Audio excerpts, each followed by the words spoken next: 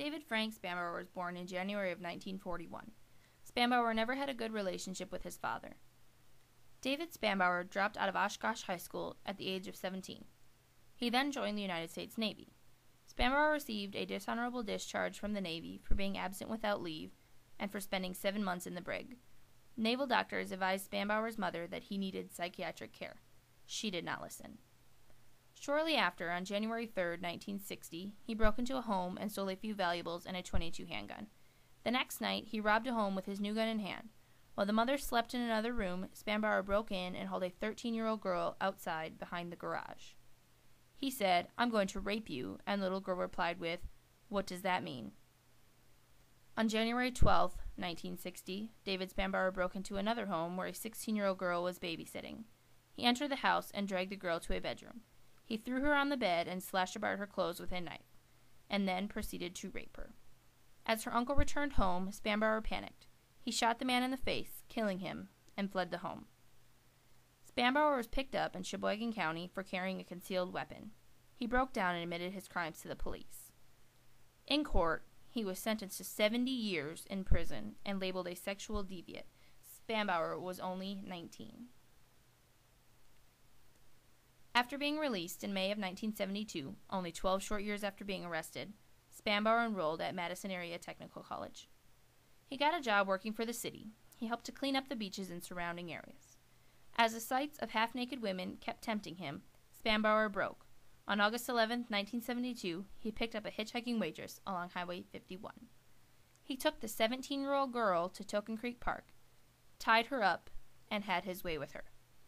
As the young girl cried, Spanbauer cried with her. Spanbauer was arrested, and Assistant District Attorney John Burr asked for the maximum sentence of 50 years. Judge Richard Bardwell stated that Spanbauer had moved from being a very dangerous sex offender to now merely just dangerous. Judge Bardwell stated there had been some improvement and that Spanbauer's sexual tendencies were no longer severe.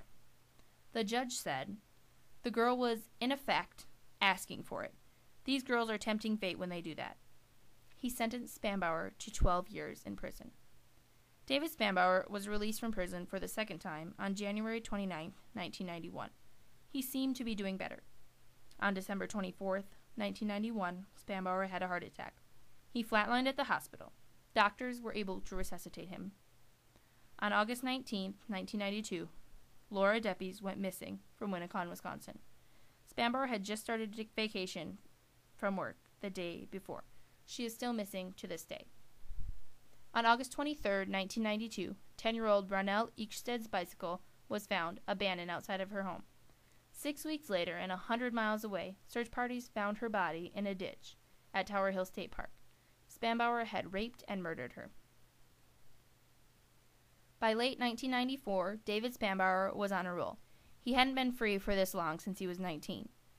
He continued his crime spree through the Fox Valley region. He kept burglarizing homes with no intention of confrontation. On July 9, 1994, Spanbauer broke into a home thinking no one was there. To his surprise, 21-year-old Trudy Jeschke was in one of the bedrooms. Without hesitation, Spanbauer shot her in the chest. On September 5, 1994, Spanbauer abducted 12-year-old Cora Jones and drove her 75 miles north to Kempster. He molested her and then strangled and stabbed her. He threw her body in a ditch and drove off. 6 hours transpired from the time he abducted Cora until the time he brutally murdered her. Her body was not found for 5 days. His attacks continued. On October 20th, 1994, he raped a 15-year-old girl, and on November 5th, 1994, he raped a 31-year-old woman. The FBI finally became involved in the case. On November 14th, 1994, as Spanbauer was breaking into a home, the homeowner came home. He ran after Spanbauer and tackled him to the ground.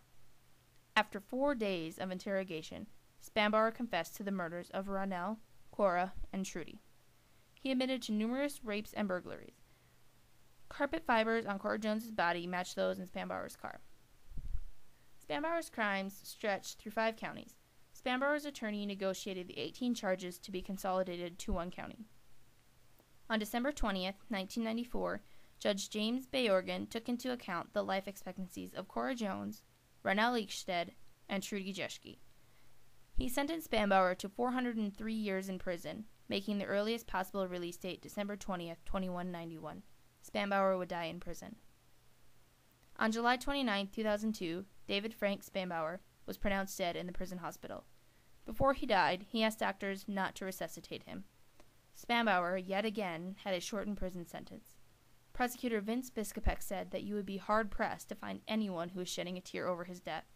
When notified of Spanbauer's death, the father of Cora Jones said that there will be a party tonight.